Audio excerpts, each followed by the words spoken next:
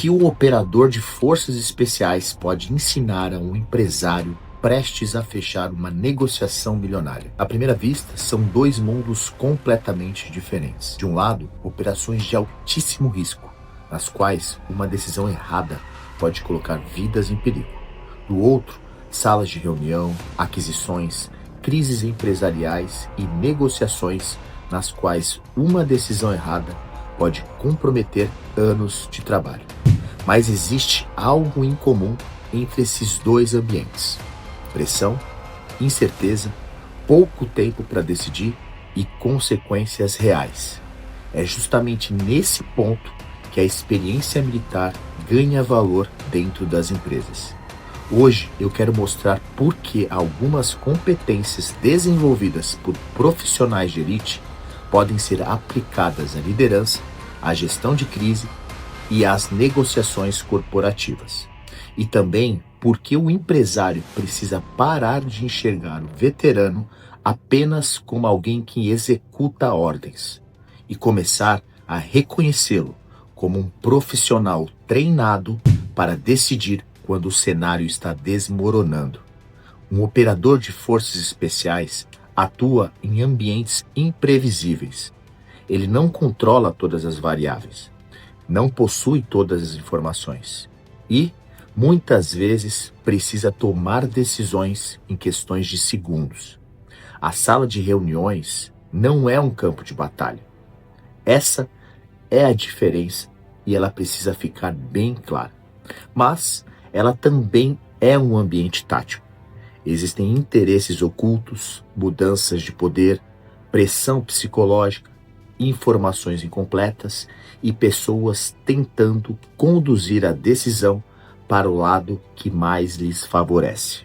Neste cenário, o veterano possui uma vantagem que a formação empresarial tradicional frequentemente ignora: a capacidade de continuar pensando mesmo quando está sob pressão. É aqui que entra a mentalidade das forças especiais. Não como uma representação de agressividade, brutalidade ou confronto permanente, mas como uma estrutura mental baseada em preparo, disciplina, resistência e controle emocional. Um veterano bem preparado não precisa ser o indivíduo mais barulhento da sala. Ele observa, interpreta o ambiente, identifica riscos e também o foco da missão. Enquanto algumas pessoas confundem liderança com falar mais alto, ele aprendeu que a autoridade também pode ser demonstrada pela estabilidade. Para um empresário, isso representa um valor enorme, porque, em momentos de crise, a empresa não precisa apenas de pessoas capazes de trabalhar quando tudo está bem. Ela precisa de profissionais que permaneçam funcionais quando o planejamento deixa de funcionar. Em uma situação crítica, o primeiro ambiente que precisa ser controlado não está do lado de fora, está dentro do próprio indivíduo. Quando o estresse assume o controle, a frequência cardíaca aumenta, a percepção se estreita e o cérebro pode entrar em um mundo puramente reativo. No mundo corporativo, isso acontece quando uma contraproposta inesperada surge, quando um cliente ameaça romper o contrato, ou quando uma mudança de mercado coloca toda a operação em risco. O líder perde o controle emocional e começa a decidir por medo, raiva ou urgência. O treinamento militar trabalha justamente a exposição progressiva ao estresse. O objetivo é fazer com que o profissional consiga preservar a clareza mental, mesmo em ambientes hostis. Essa é a ponte entre o serviço militar e a negociação executiva. Não significa eliminar o medo ou a tensão. Significa impedir que essas emoções assumam o comando da decisão. Existe também o que podemos chamar de presença silenciosa. É a capacidade de entrar em um ambiente tenso sem aumentar o caos. O veterano observa antes de reagir. Fala quando possui algo relevante para dizer. Sua postura transmite segurança porque demonstra que ele não será facilmente desorganizado pela pressão.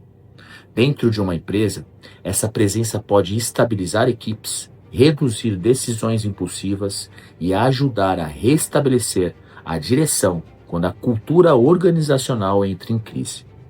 Depois do controle interno, vem a leitura do ambiente. Podemos organizar essa atuação em um triângulo estratégico: consciência situacional, disciplina e flexibilidade tática. A primeira dimensão é a consciência situacional. Em uma negociação, isso significa perceber aquilo que não está sendo dito. Quem demonstra insegurança, quem parece ter poder formal, mas consulta outra pessoa antes de responder, quem mudou de postura quando determinado valor foi apresentado. Esses sinais podem revelar alterações de poder, objeções escondidas e interesses que ainda não foram colocados sobre a mesa. A segunda dimensão é a disciplina. Antes de entrar em uma negociação, uma empresa precisa definir o seu limite. Qual é o valor mínimo aceitável? E em que momento será necessário abandonar o acordo? Sem essa definição, surge a armadilha do custo afundado. A empresa já investiu tanto tempo, dinheiro e energia na negociação que aceita um acordo ruim apenas para não admitir que precisa sair. A disciplina militar ensina que o compromisso com a missão não significa insistir cegamente no mesmo caminho. E isso nos leva à terceira dimensão: flexibilidade tática. O objetivo permanece, mas a abordagem pode mudar. Quando o mercado muda ou a contraparte abandona o roteiro esperado, o veterano tende a reorganizar os recursos, adaptar o plano e procurar uma nova rota. Ele não confunde planejamento com rigidez. Uma negociação não começa quando as pessoas se sentam à mesa. Ela começa na preparação. No ambiente militar, nenhuma operação séria deveria começar sem reconhecimento, análise do cenário e compreensão dos riscos. No ambiente empresarial, isso significa conhecer profundamente a contraparte. Quais são suas pressões internas? Qual problema ela realmente precisa resolver? Existe uma urgência que ainda não foi revelada? Quem influencia a decisão? E quem possui o poder de encerrá-la? Isso não significa invadir a privacidade ou agir de maneira antiética. Significa fazer a preparação que muitas empresas ignoram. Existe ainda uma ferramenta chamada ciclo OODA: observar, orientar-se, decidir e agir. Primeiro, você observa as informações disponíveis. Depois, interpreta as informações considerando o contexto. Em seguida, toma uma decisão. E, finalmente, age. Quando esse ciclo termina, o ambiente já mudou e o processo começa novamente. Em uma economia digital, a empresa que executa esse ciclo mais rapidamente consegue se adaptar antes dos concorrentes. Veteranos estão acostumados a trabalhar dessa forma porque foram treinados para compreender que nenhuma informação permanece atual para sempre. Outro ponto importante é identificar o decisor silencioso. Nem sempre a pessoa com maior cargo é quem realmente conduz a escolha. Pode existir um especialista técnico, um sócio discreto ou um conselheiro que não aparece tanto, mas cuja opinião determina o resultado. A consciência situacional ajuda o veterano a enxergar além do organograma e a direcionar os esforços para a verdadeira fonte de influência. Toda negociação precisa caminhar para uma decisão. Um dos maiores problemas das negociações corporativas é a estagnação. Reuniões sucessivas, novas análises e nenhuma definição concreta. Nesse momento, entra a pressão controlada. Pressão controlada não significa ameaça ou intimidação. Significa retirar a negociação da zona de conforto com perguntas objetivas, prazos claros e consequências transparentes. O que ainda impede a decisão? Quem precisa aprovar? Qual condição precisa ser resolvida? Existe interesse real em avançar? O objetivo é transformar uma conversa indefinida em uma escolha consciente. Avançar, ajustar ou encerrar.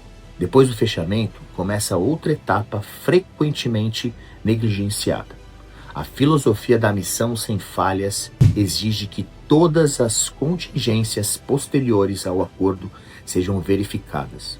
Responsabilidades, prazos, documentos e riscos, comunicação e critérios de entrega precisam estar claramente definidos. Assinar o contrato não significa concluir a missão. O resultado só existe quando aquilo que foi acordado é executado com segurança e confiabilidade. É justamente nessa fase que a experiência operacional dos veteranos pode gerar enorme valor para qualquer organização. Valorizar a identidade profissional dos veteranos não significa transformar empresas em quartéis. Significa reconhecer competências desenvolvidas em ambientes que exigem disciplina, responsabilidade, adaptação e controle emocional. Para o empresário, o veterano pode representar uma vantagem competitiva em liderança, gestão de crises, operações e negociações de alto risco. Para o militar que está deixando o serviço, existe uma mensagem igualmente importante. Sua experiência não perdeu valor quando você retirou a farda. O mercado talvez ainda não saiba traduzir tudo o que você aprendeu, mas essas competências podem transformar equipes convencionais em unidades capazes de decidir, executar e entregar resultados sob pressão. A questão não é apenas se o veterano consegue se adaptar ao mundo corporativo. A verdadeira questão é: quantas empresas estão perdendo resultados porque ainda não aprenderam a reconhecer o valor estratégico de um veterano? Esse vídeo deu bastante trabalho para fazer, então se você quer ajudar a nossa causa, ajudar os militares e veteranos, é só você curtir e compartilhar. Não custa nada e ajuda muito. Se você é militar, se cadastre no plano de chamada 100% gratuito. E se você é empresário e quer melhorar as suas contratações e fortalecer suas lideranças, clique aqui no Ache um Veterano e encontre um militar capaz de cumprir qualquer missão.